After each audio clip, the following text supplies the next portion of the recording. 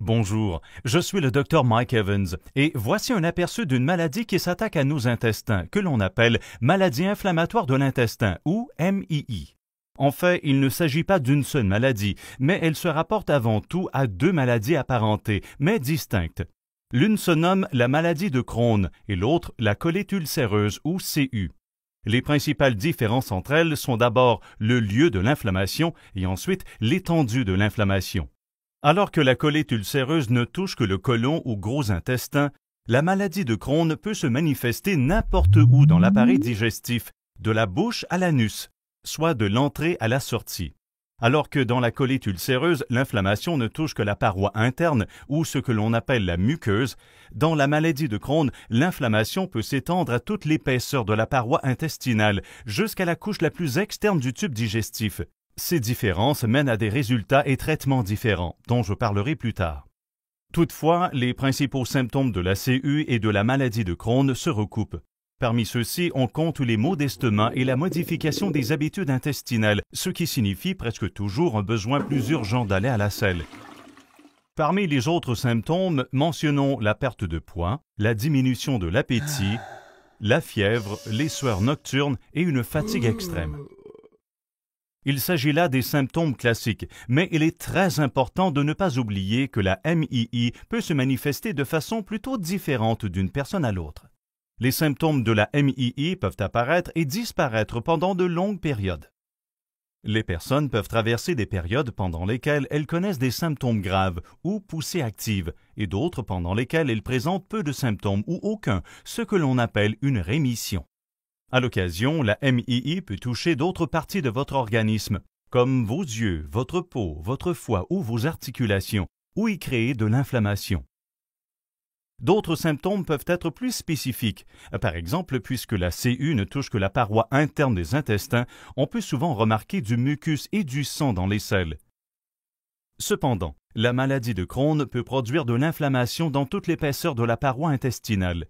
Il peut donc y avoir du sang, mais aussi des douleurs abdominales, des nausées et des vomissements importants. Les deux maladies peuvent causer un retard de croissance chez les enfants. Pour faire l'évaluation de vos symptômes ou estimer l'étendue de votre maladie, votre équipe soignante recueillera vos données et vous posera des questions sur vos antécédents familiaux et effectuera les tests nécessaires au diagnostic, comme des analyses sanguines et des échantillons de sel, pour probablement ensuite faire l'examen de vos intestins à l'aide de radiographie, de tomographie ou d'endoscopie pour scruter l'intérieur de vos intestins. Le diagnostic de la MII est habituellement posé chez les personnes jeunes, âgées de 15 à 25 ans, mais la maladie peut apparaître à tout moment. Le risque est légèrement accru chez ceux dont un membre de la famille est atteint de la maladie. La MII est plus courante chez les personnes de race blanche et la prévalence est plus élevée chez les Juifs d'origine européenne. Elle est plus courante au nord et plus fréquente que vous pourriez l'imaginer. Elle touche environ une personne sur 350 dans la plupart des pays. Ici au Canada, nous avons en fait le plus haut taux au monde. Effectivement, la MII survient aussi fréquemment que chez une personne sur 150, ce qui signifie chez environ 230 000 Canadiens. Nous ne savons pas exactement pourquoi la maladie de Crohn et la CU apparaissent, mais il semble que les facteurs environnementaux chez les personnes prédisposées causent un mauvais fonctionnement du système immunitaire, le système de défense de l'organisme contre l'infection. Le système immunitaire commence ensuite à attaquer le tissu sain dans l'appareil digestif, ce qui provoque l'inflammation. Il n'existe actuellement aucun traitement curatif pour la MII, mais plusieurs traitements sont efficaces et ciblent le système immunitaire. Des médicaments comme les corticostéroïdes et les 5-ASA qui aident à diminuer l'inflammation et les immunosuppresseurs sont donc souvent utilisés. Des médicaments appelés produits biologiques sont devenus des options thérapeutiques clés pour ceux qui sont atteints d'une maladie inflammatoire de l'intestin modérée ou grave. Ils fonctionnent en utilisant des anticorps spécialement conçus qui bloquent de façon sélective les effets des molécules contribuant à l'inflammation de la paroi intestinale. Il s'agit ici d'aller au-delà de la simple prise en charge des symptômes et de guérir la muqueuse, ce qui peut mener à la rémission et prévenir les rechutes. Dans la maladie de Crohn, des attaques légères causent des plaques d'inflammation dans la paroi de l'intestin, avec des grappes de petites ulcérations semblables aux ulcères de la bouche. Cependant, dans la maladie de Crohn modérée ou grave, la surface et la profondeur de ces ulcères augmentent considérablement et ils sont entourés de beaucoup de rougeurs.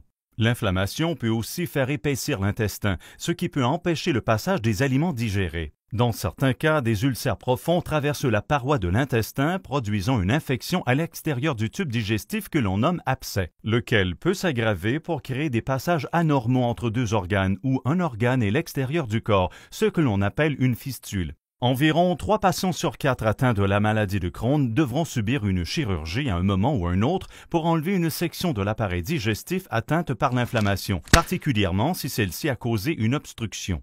Heureusement, nos techniques chirurgicales sont devenues beaucoup moins invasives qu'avant. Dans la CU, il est parfois nécessaire de recourir à la chirurgie, mais grâce à l'instauration d'un traitement précoce, elle peut souvent être évitée.